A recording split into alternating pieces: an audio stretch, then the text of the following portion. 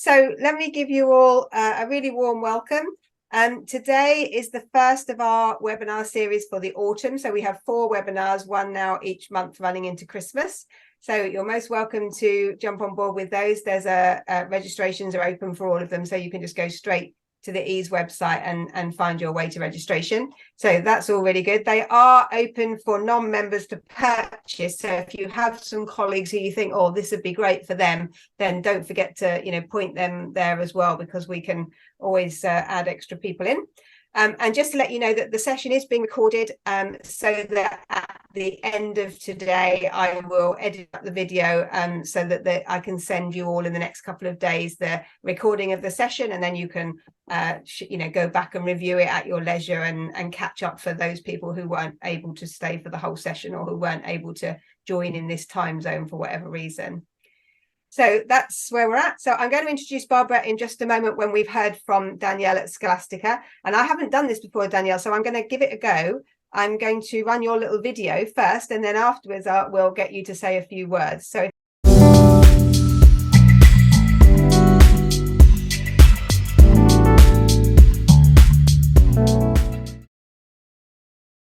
this EASE webinar is sponsored by Scholastica, a leading scholarly journal publishing technology solutions provider.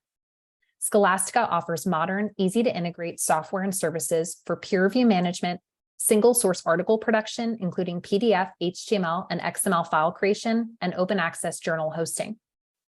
Featuring integrations with leading industry service providers, including Crossref's DOI registration and similarity check plagiarism detection services, the Directory of Open Access Journals, Portico, PubMed Central, Altmetric, ROAR, and Copyright Clearance Center's RightsLink open access management system.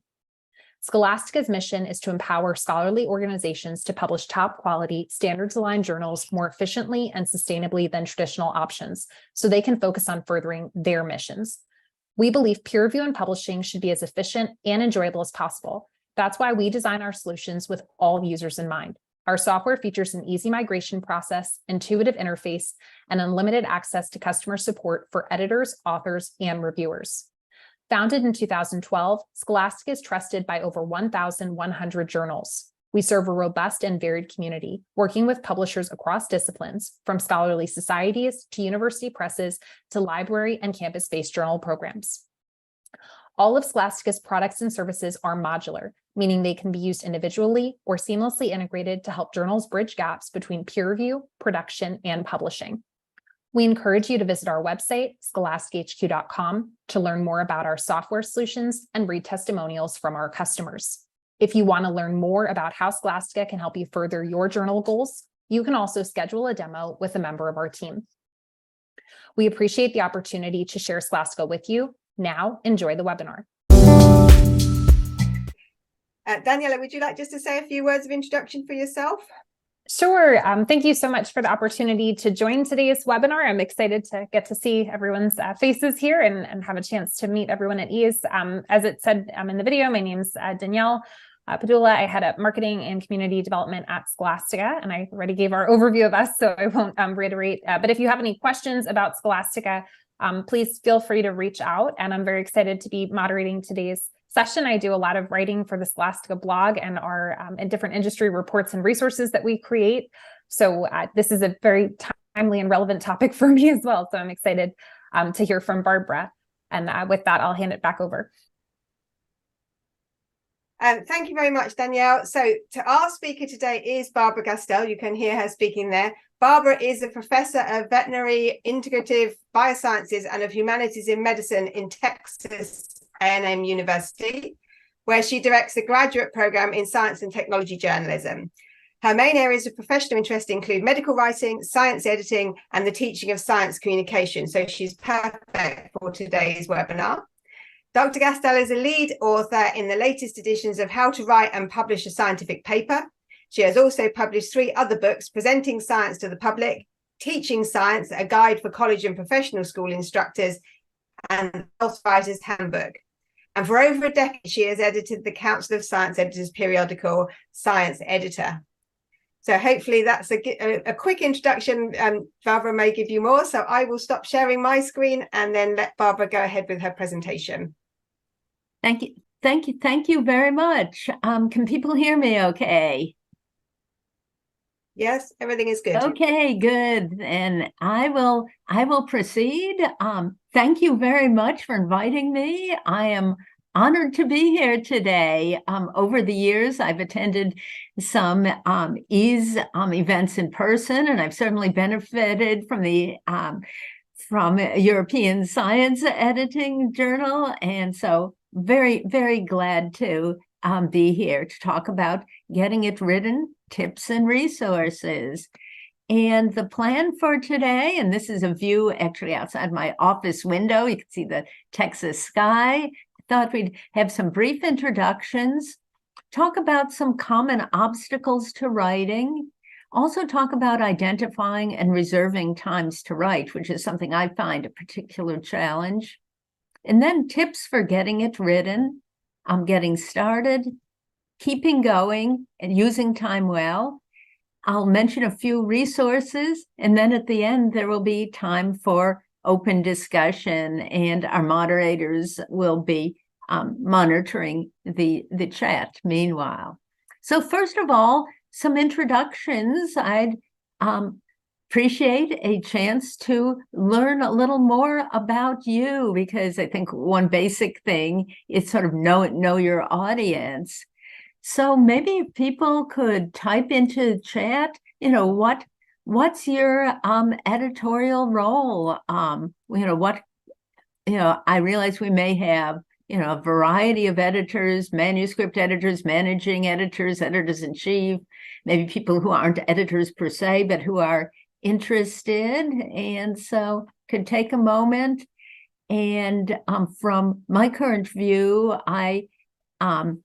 let's see, that's right, I should be able to, yes, now see the chat. Okay, so let's see, an academic and author in Spain. Let me take a moment and have other people, if you can, type in. In-house scientific editor. Oh, a former student from the University of Chicago program. Wonderful. Yes, I remember your name, Kristen. Great to see you again. Authors editor, facilitate writing retreats. Great. Great. Oh, yes. For a long time, I've followed editors in Croatia.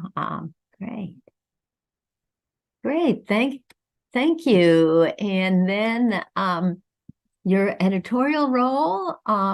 Here's an easy one. It can be either yes or no, or even just, you can even just put up your hand or write yes or no. Do you also write? Yes, we have some people who said they also write. Variable success.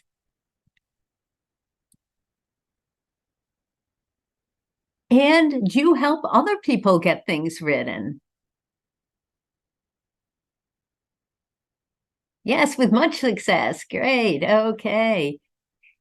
And I wanted to find out because some of these things may not apply directly to you, but maybe they would be tips to share if you're not already sharing them. And then is getting things written a challenge for you or for people you work with, or both? Okay, okay, good. This gives me a sense that at least, sometimes, and for some people themselves, sometimes for people you work with. So, so thank you for sharing that information. And then let me just say a little about myself. This was just, I guess, a review of the lovely introduction before. Just a second. And so, as mentioned, I'm a professor at Texas A&M University. I have an MD and a master's degree in public health and have joint appointments at the vet school and the medical school. And as mentioned, I direct our science journalism program. I guess something I didn't mention here, but someone else mentioned, I also teach in the University of Chicago certificate program in medical writing and editing. I'm a former editor-in-chief of Science Editor, the Council of Science Editors periodical, and I'm still involved with Science Editor. And I too have trouble getting it written. It seems I'm always behind on the writing I should do. I mean, right at this very minute, I should be working on, I have a book contract for a book on medical editing, and I am behind. And so I will share things that I am also trying to apply. And so the goal of this webinar is to provide some insights and tips and resources that if your writing can help you get things written, or that you can share to help other people get things written. And I know that some members of the audience are experienced editors and trainers. And so I realize for some people, a lot of what I say will be review, but I hope there'll be something new for everybody, either in the points or in the way that they're presented. And so hope it will be a useful webinar. So I thought I would start by talking about some common obstacles to getting things written, particularly some myths that many writers believe, and give some suggestions for addressing them. So first of all, 4 common myths that tend to paralyze writers. The first one is that good writing is largely a matter of talent, that some people are naturally good, talented writers, and some of us aren't, and there's no hope for us. I don't think that's true, at least for scientific writing. Maybe it's true for something like poetry, but for scientific writing or for the kinds of reports people would write for ease, I don't think that's true. I think good writing is largely a matter of work, and we all know how to work hard. And also, I think sometimes authors will focus too much on themselves, and it's not about them, it's really about the product. And I find some people just asking them to focus on producing a good product, not on how they're going to be perceived, will help in overcoming this myth. A second myth is that there's a particular set of good writing habits and that good writers follow these habits. I know I have one colleague who says that if you're going to be a productive writer, you have to write every day at the same time every day. And I don't think that's true. I mean, it's different writing habits suit different people. And so I think the solution is finding, what works for you and do that. And I think there are a number of variables to consider, and we'll talk about them a little bit more later. But, what time of day works best for you? The length and frequency of writing sessions. I mean, some people are better off writing a little bit every day. Other people in longer blocks, less frequently. Location. I mean, some people need to be in a really quiet place with no distractions. Other people write better at the coffee shop.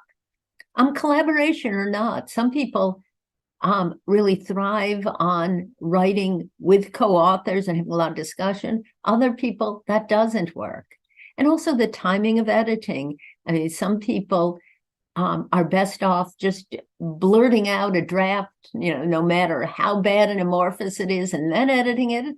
Other people find it's better to do some editing as they go along. So no one said, it's just a matter of what will work.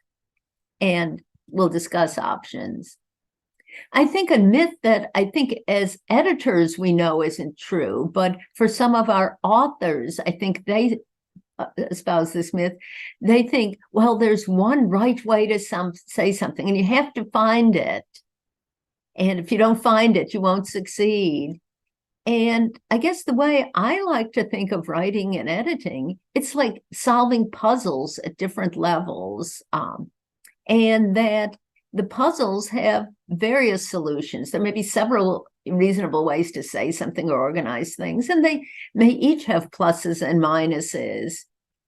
And for each puzzle, just need to find a solution that works. And you can try another solution later. And the fourth myth is that good writers get it right the first time. I find sometimes I'll have students come in and say that, they're not good writers because they have to do several drafts. Well, that's the nature of writing. Yeah. Normally, good writing is much revised writing, as I think all of us as editors know. And it really doesn't matter how bad the early drafts are. Often you just get something down and then you can revise it. Some other obstacles to overcome, I think one is the belief that you have to be a native speaker of a language to write in the language. And I think anybody who's in ease realizes that is not true. And I find sometimes I have authors who are so concerned with, let's say, getting the grammar perfect that it paralyzes them. And one thing I like to say is that the important thing is to have good content, to organize it well, and state it clearly. And if that's there, then a copy editor can polish it up. Another obstacle sometimes is simply insufficient data or analysis. Someone's just not ready to write because the content isn't there or it's not thought through. I find for some of the authors I work with, another obstacle is uncertainty about the norms or the conventions for what they're writing. They don't really know what the expectations are. And I find sometimes they're not aware that instructions exist, or particularly that models exist. I find sometimes I have authors who are just sort of trying to write things in a vacuum, but then by looking at some examples of appropriate writing of that type, they can figure out what's wanted.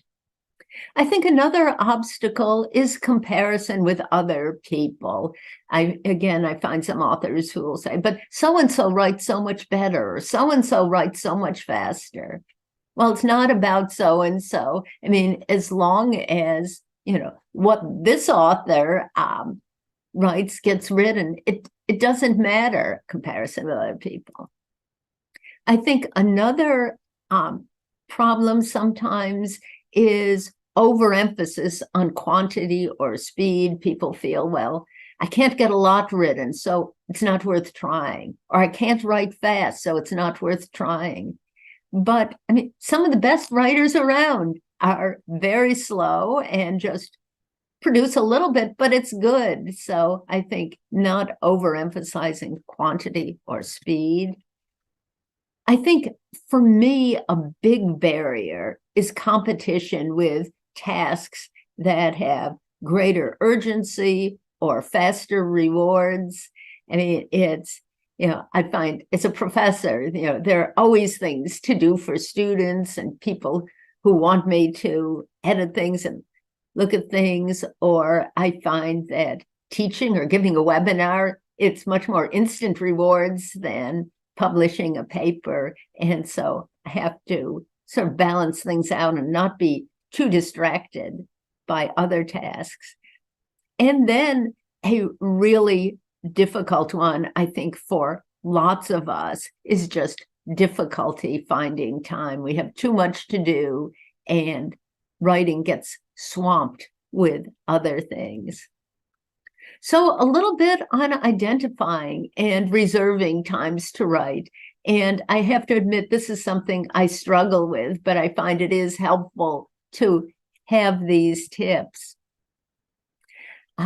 one thing is look at your calendar and seek available blocks of time. Let's say maybe you know that, certain times of the week you always have meetings, or you always have teaching, or you always have other things, but see what's left. And you can block things out in your daily or weekly calendar. Or I know some people, even their yearly calendar, they have certain times of year that are writing times. And then also considering what times of day you tend to function best. I mean, I have a colleague who likes to get up at 5 in the morning and, write before her other tasks. I mean, I'm not that much a morning person. I can do it if I have to, but I'm much better writing in the evening when I've finished everything else I have to do for today, and then can concentrate. So consider what times of day work for you. The lengths of time you tend to work best for. Are you one of the people who wants to, let's say, write half an hour every day, or maybe for, a couple of hours, a couple times a week? What's going to work best for you? And then actually reserve times to write and consider them commitments, and don't allow other things to impinge. And I find also, if you're deadline driven, I find arranging to have deadlines is tremendously helpful. That sometimes when editors will say, "Oh, get it in when you can," and I said, if I do that, it'll never get in. Please let me know when you'd like it, and then I'll aim to get it in then. Or I find I will set my own deadlines. I find travel is really helpful that way. And I'll say, well, before I leave for this conference, I'm going to finish a draft of such and such, or before vacation, I'm going to finish such and such. How about getting started? Here are some tips to consider use either for yourself or sharing with other people. I think sometimes ideas need to percolate for a while. They need to sit for a while, and even if you're not consciously thinking about them. So I find, for example, let's say I'm having trouble deciding how to start something that I'm writing.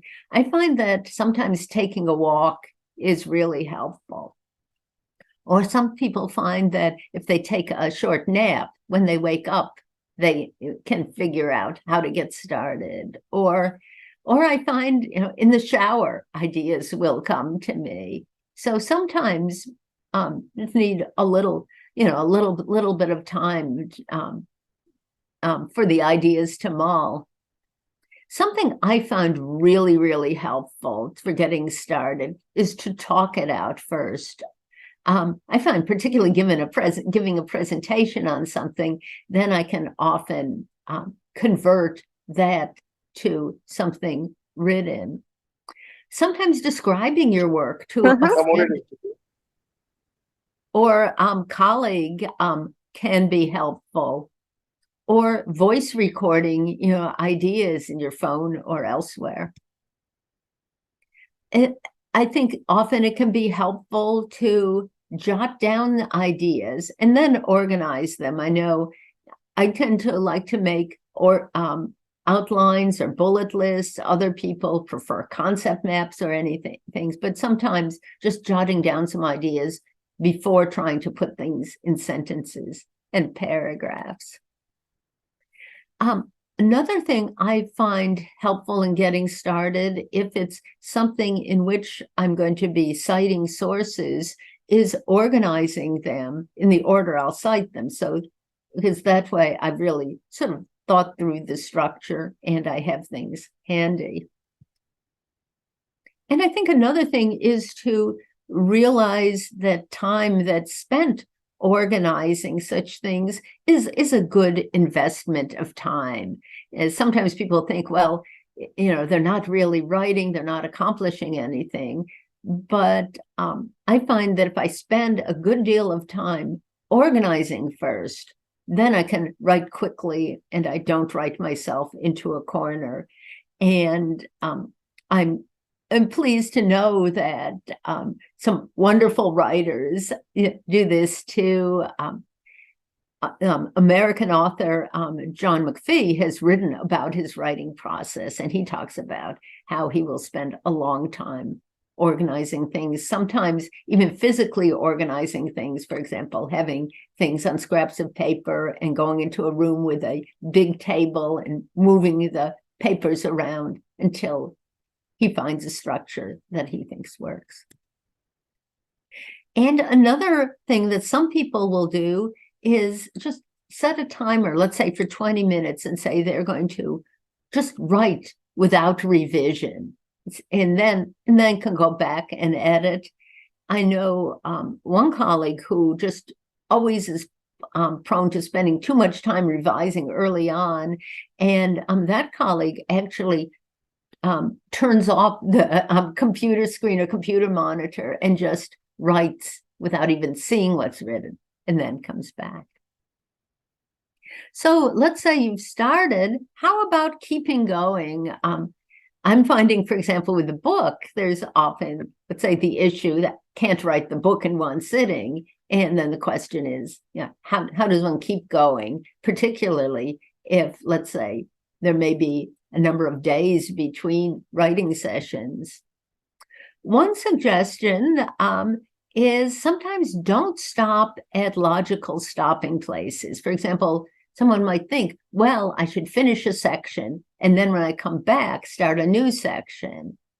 But sometimes what's helpful is stop while you're still growing strong, and maybe then just jot down, maybe as bullet points, your next few ideas. And then when you return, you'll already have ideas and have momentum to get going. I think another thing is sometimes we can't think of something, maybe there's a date or name that I need to fill in or something. And rather than going off and looking for it or searching the internet and losing my train of thought, just insert a placeholder, like a boldface type, add date or add name, and then you can return later. Some people find that it is helpful to have social support in keeping going in their writing. For example, from writing groups. Some people use them mainly for accountability. For example, they may have a writing partner and maybe once a week check back and how much progress in that way people feel motivated to keep going. Or sometimes there are writing groups that provide feedback, and again, know that you're going to show each other drafts. That can be motivation to keep going.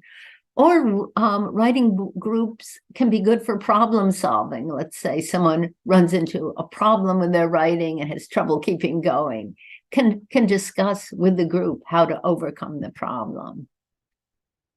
Something that I find particularly helpful for keeping going is that when I return to reread the previous part, or what I'll often do is edit the previous part, and that will get me going again. I think another thing that really is important is to minimize interruptions and distractions. I mean, early in my writing career, there weren't, didn't have social media and such, and didn't have those distractions. It's really, really easy, I think, to just get interrupted and distracted. So a few tips are: turn off notifications, on your computer or phone. Close your email. Don't check social media. Ditch your phone. Resist playing games, and maybe hide from other people. I mean, some of us, if people know we're in our office, they will come by. So some of us find that going elsewhere, going to the library, going home, whatever, to write is helpful. And I would say also be be persistent. Just, if talking with authors, keeping going. I mean, I think we've, seen this in sports, the soccer player Messi, or the wonderful tale, of the Belgian track team where they were going to be disqualified because they had nobody to run hurdles. And so a shot putter who basically had never run hurdles just did it to keep the team in the game. So I would say encouraging, authors to be persistent. And I think many of us probably have examples of authors we worked with who, took a long time to get something written, but succeeded and had good publications. In terms of using writing time well, here are a few tips to consider. I think probably for many of you, these are familiar tips, but maybe ones to share with authors. I think one of the things is reminding people that they're writing to communicate, not to impress. Again, I think some authors tend to be paralyzed and they think, oh, I've got to impress everybody with how beautiful my writing is. Well, people will be impressed if the writing is simple and clear and readable. And I think reminding people of that. I think reminding to keep instructions and reference works handy so they can be consulted, certainly instructions to authors and style manuals. And here are, I guess, a couple of US examples of reference works that I like to keep handy. If I'm doing medical papers, often they're in AMA style from the American Medical Association, so use that. And the Council of Science Editors style manual, scientific style and format. And wanted to mention for this book, as some of you may know, there is a new edition that will be coming out soon. It's now in press. And the last I heard, it's supposed to be out early 2024, so just in the next few months. I mentioned earlier having models available to consult. I think that can be helpful for authors. Let's say they're writing a grant proposal. They can look at successful grant proposals or a case report, whatever. So models to consult. Another thing that I will sometimes say is when drafting something, don't worry about the length. I find sometimes authors, let's say they're drafting an abstract and they know it has to be 250 words. And so they're really paying attention to the word count rather than the proper content. And so they end up either leaving out some things that are really important or adding some things that are unimportant. And so what I'll often say is don't even look at the length, get down what you think should be there. And then if the length needs to be adjusted, then can decide what can be condensed or expanded.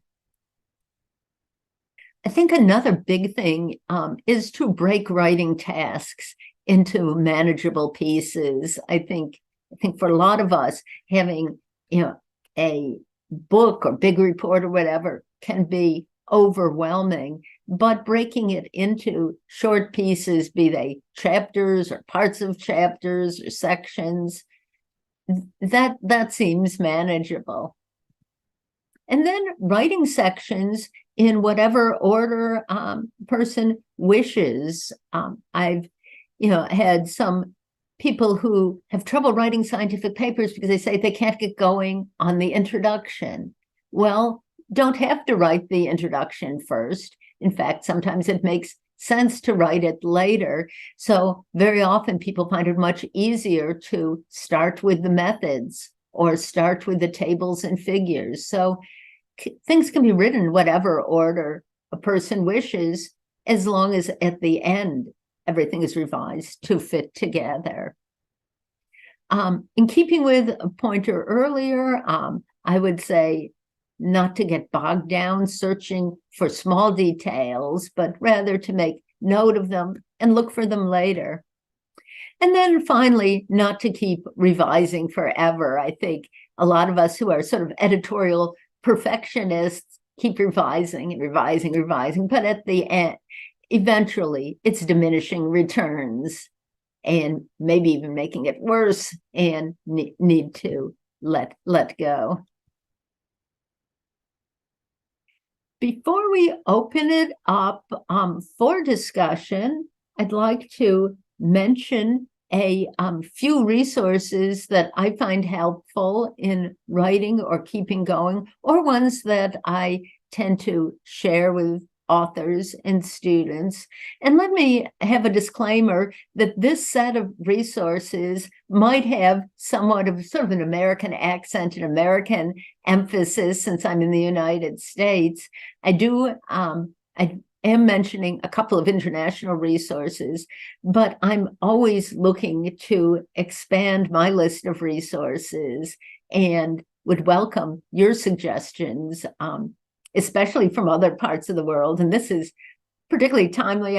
I'm actually collaborating tomorrow on a webinar. In the United States, there's an informal group called the Scientific Editors Network, and a colleague and I are giving a session on resources for scientific editors. So to start internationally, some of you may be familiar with the Author Aid Project that is based in the UK through the charity called INASP. And in its early years, I was very, very involved, and I maintained some involvement. For example, some of my material appears in the news and blog section still from time to time. But Author Aid is sort of a meta resource.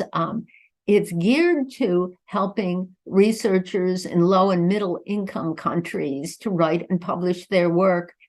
But the resources apply to all of us, and there are a variety of resources to draw on. There is a resource library that has lots of presentations and articles and other materials. INASP has open online courses that are excellent. It has a news section. And also there is mentoring through Author Aid. And so particularly early career researchers can get mentorship in getting things written. And those, perhaps some people on this call already are mentors. If not, encourage you to consider becoming an Author Aid mentor. So I think Author Aid can get to help people get many resources that can help get it written. Another UK-based resource that I really like is Academic Phrase Bank, based at the University of Manchester. And for those of you who may not be familiar with that, this has various phrases that can be helpful in academic writing. And it's organized sort of by parts of a paper and also by language functions. And I think sometimes if a person is just sort of groping for the right word or phrase, it can be helpful. I guess an example is in the section on discussion findings, there's a section on, well, if something's an unexpected result, how do you say that? And there are a number of options. So that's another resource I like. Another resource with regard to getting things written is sort of a classic book published by the University of Chicago Press called Writing for Social Scientists: How to Start and Finish Your Thesis, Book, or Article. And this book sort of goes into some of the social psychology of writing and has some very, very good suggestions. Another book that can be helpful is called The Clockwork Muse.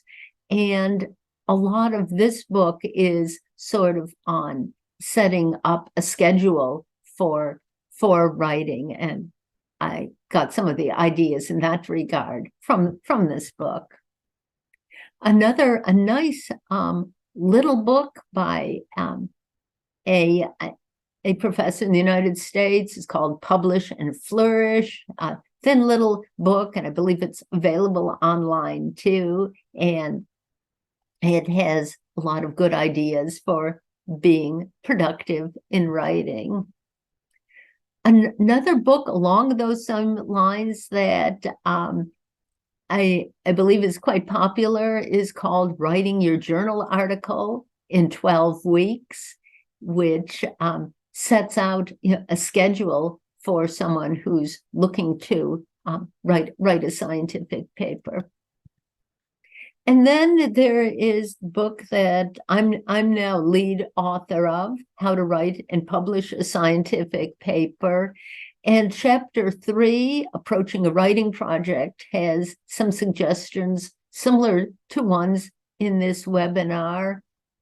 Also, I use this book in an intensive course in research writing. And if people want the syllabus from that course, I'm glad to share it, because the syllabus can also be used as a schedule for people who want to pace themselves in writing and revising a scientific paper section to section. And I should also mention, this is intensive course is a course at Texas A&M University, but people elsewhere can join it online. And if people are interested, I would be glad to share information. And so that is the end of my prepared remarks. I hope everybody has found something useful, either for themselves or to share with authors. And so I'd now be delighted to open this up for discussion.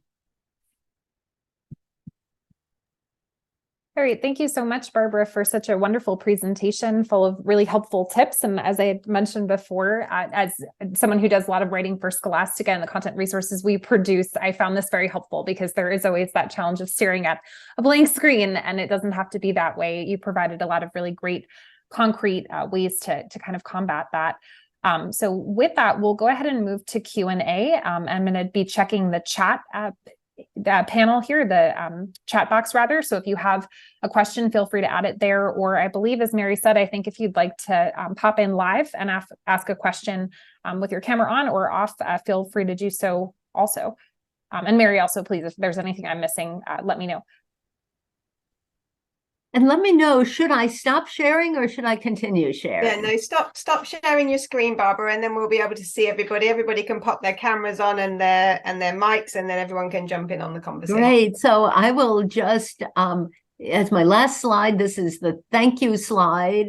And these are some Texas wildflowers. And I will now stop sharing.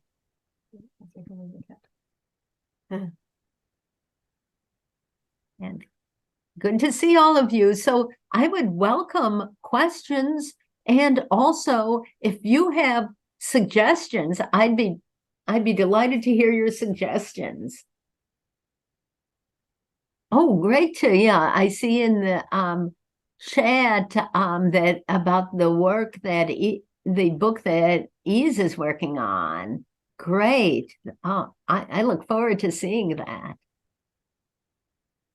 Thank you. Yes, it's a project that we're currently working on. It's the first draft is quite near completion, but as I'm sure you will appreciate, in something, when Ease is doing something, it is a bit of a more difficult task because it's done by a committee. So trying to get everyone to agree on a final draft of the text is not a 5-minute job. I can certainly relate to that.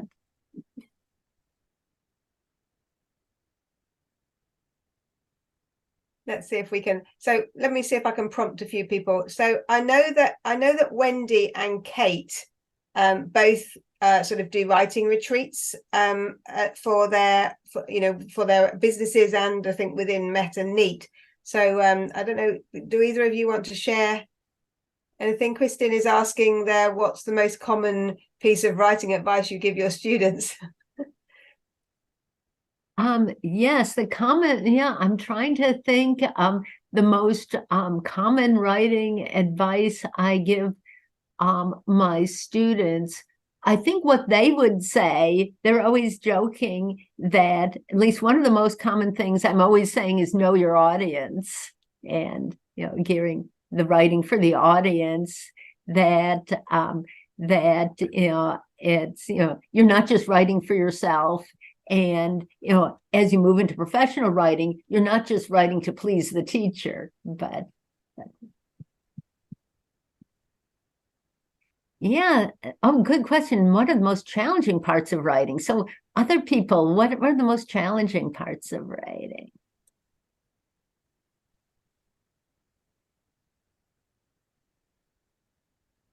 I see, revisions. Kristin, turn your mic on and let's hear from you. Sure. Well, thank you, Barbara, for sharing your feedback on that's actually, it's good to hear you say that the most common piece of writing advice you give, because I'm a trained rhetorician, and that's the writing advice I give most often as well. Know your audience, which is great, but that it takes a lot of research, I guess, to understand who your audience is, who the readers are, and whatnot. But yeah, I would say for me, it doesn't matter how long I'm writing.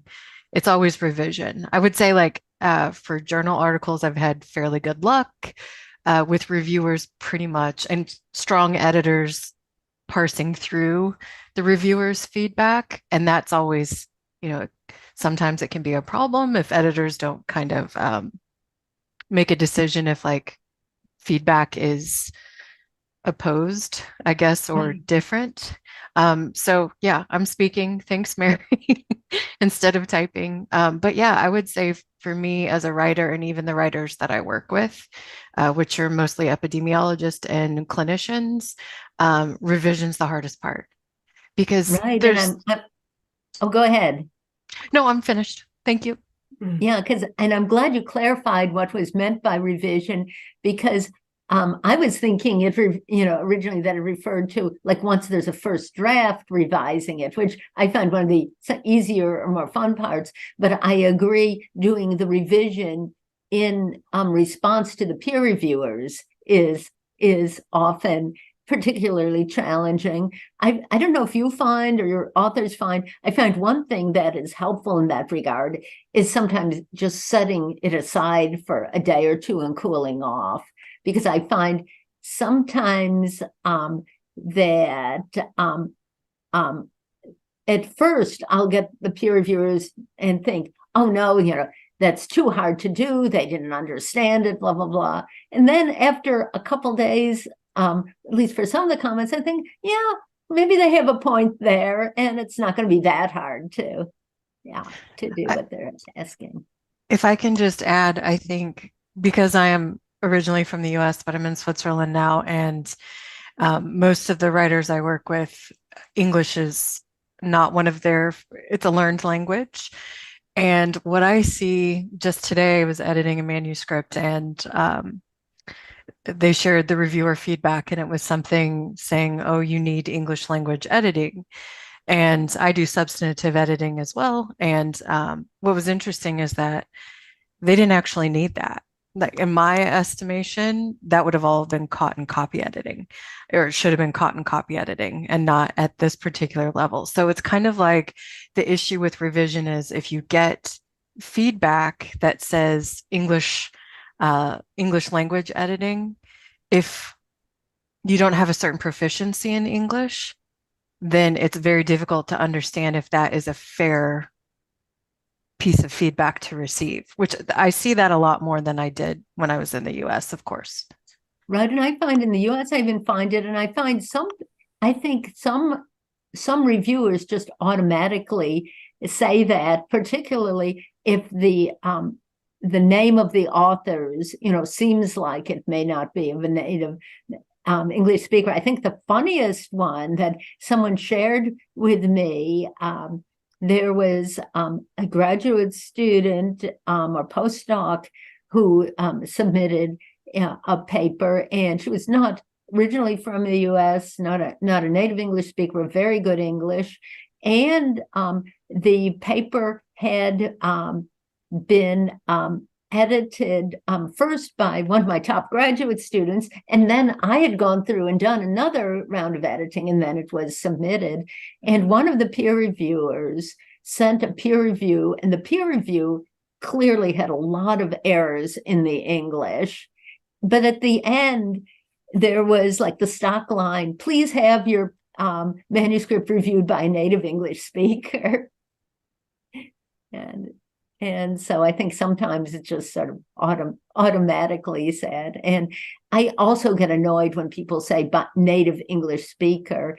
I think, if there are problems with the English, it should just be, they say, reviewed by someone with full English proficiency, because there are many people who are not native English speakers who are extremely well qualified for such review. And there are many native English speakers who would not be at all competent in reviewing a manuscript in that regard. Danielle, let's invite Anna. I think Anna would like to say something. Go ahead, Anna. Thank you, Mary, and thank you very much, Barbara. It has been a pleasure to listen to you. I have, a comment and maybe a small question, or just knowing what's your opinion, because here in Spain, I also facilitate writing courses for scientific authors. I'm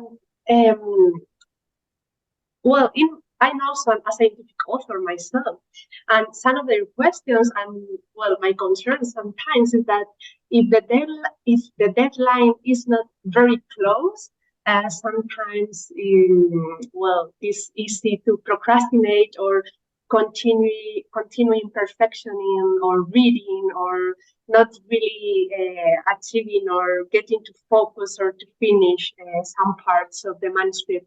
And my question is whether you have any idea or suggestion for the usual writing task we face in academia when the deadline is far away, how to try to write consistently. Thank you. Let's see, I am not sure I caught everything there. I think the microphone wasn't really clear. And so let me see if I heard correctly at the end, sort of getting people motivated to write if the deadline's far away. Was that? Yeah, that's a good summary of it. I'm sorry if the audio is not right. Yeah, no, that's a tough one, and that's one I have trouble with too, because I'll think, oh, this isn't due for 6 months. I can do other things. Oops, let me get my computer plugged in. There goes. And that's right. I think that is really tough. I think, sometimes, setting a schedule with intermediate deadlines is helpful, although sometimes then I don't sort of believe those kinds of things. And I think, well, I can put it off. I think this is sometimes a case where having external accountability is helpful. I mean, I'm almost happy if, an editor, let's say it's a big project, says, okay, I want to see your draft of this, these chapters by this date and these chapters by this date, because again, I find I am hard at disciplining myself to pace out a big project. And if I can have some kind of, external schedule. I also find sometimes even giving myself an external schedule to do things, even if it's by blog posts. And if I'm having weekly blog posts on something, and then I can put them all together or something. But I find that if I have it just unstructured and say, oh yeah, I'm going to get going early, it's probably not going to happen. And I find sometimes I'm really better off if someone gives me a shorter deadline, and so I can get what I'm doing done quickly and while I'm still enthusiastic about it, rather than 6 months from now saying, now, why did I want to do that?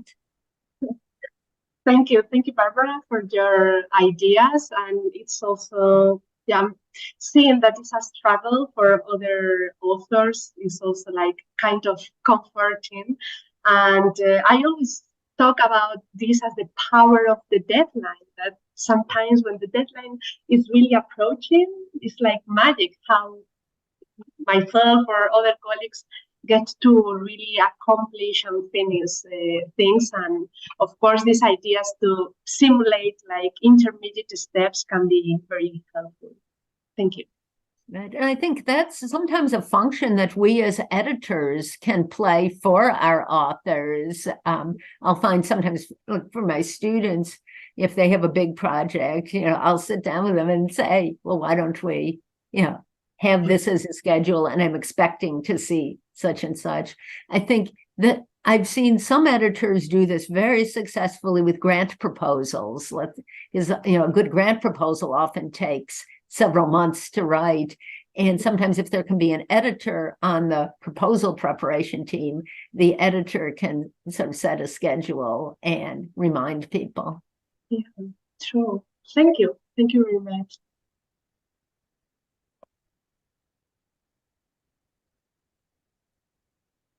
I think in my experience, the writing, I said there in the chat, the writing task can expand to the time available. So, if you set aside more time, you end up going over and over it, when you actually just need to get it finished and get it out. So I think sometimes having that deadline just provides you with, let's not spend forever on this, because otherwise we just keep going over and over the same ground.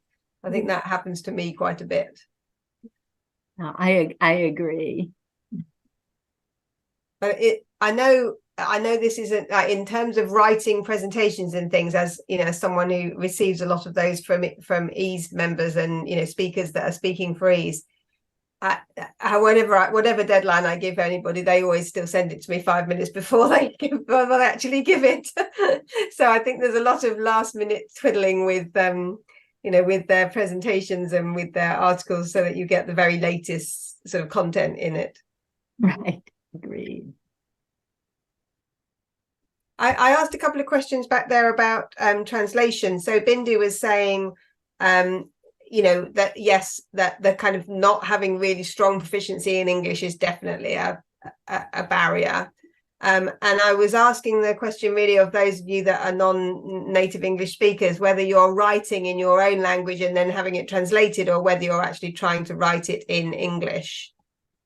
Didn't know whether there's quite a few people here from Turkey and India and so on. I thought it might be quite useful to get any feedback from any of them.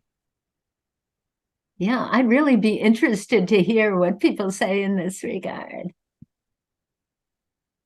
I know when we've talked with the chapters, because we have a strong chapter in Turkey, and that there have been quite a lot of discussions around, although obviously people writing in international journals are ending up writing in English, when we're actually delivering training materials, the chapter does often translate, so that even if the presentation is given in English, the slides are translated into Turkish, and the sort of course notes and so on are translated, because it's just much easier to access that information in a short time when it's in your own language. And we do that for several of our chapters: Ukraine, Croatia, and the Portuguese, all kind of, you might have an English speaker who's actually presenting the course, but they have their materials translated. I think there is quite a lot to be said for doing stuff in your own language, where you're comfortable and you can process things much more quickly. No, I agree.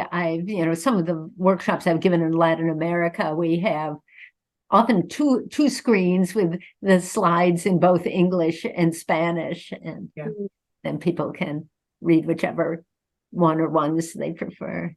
Yeah. Kate, when you're doing your neat stuff, is that all done in English or is that all done in Nordic languages? When we meet, we do it in English, but like obviously people are using Nordic languages talking to each other. We don't publish materials in the other languages. Like now, next year, we're doing a conference with a Finnish local organisation, and we decided that we're going to do it in English, but some of the publicity is going to be in Finnish and Swedish as well.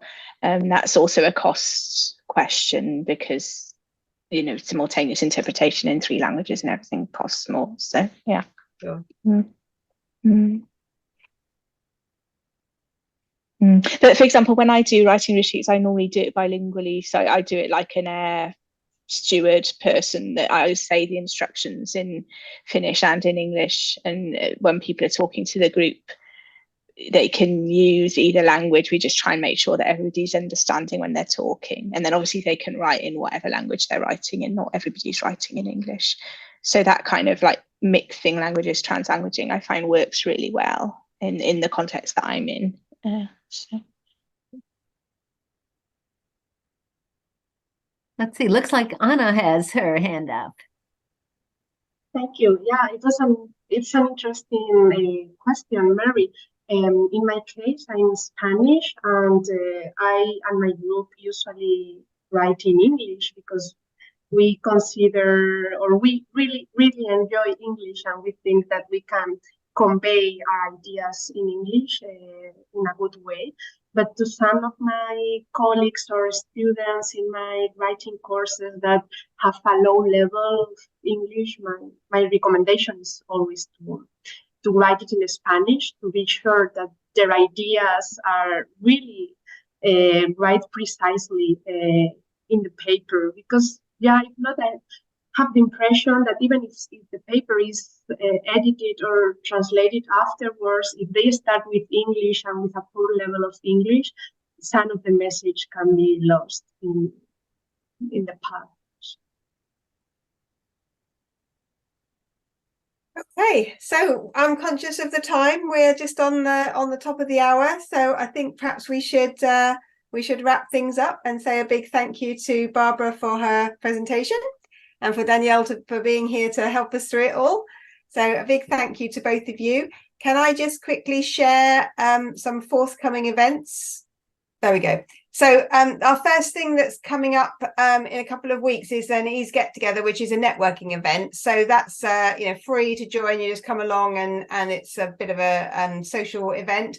And we're just looking at that topic of how do you communicate? How do you communicate with your fellow workers, with your clients, with your different authors and all the different sorts of people. So that's being hosted by Krista Bedwin. So that's on the 21st. Then, as you know, we're in peer review week from the 25th to the 29th of September.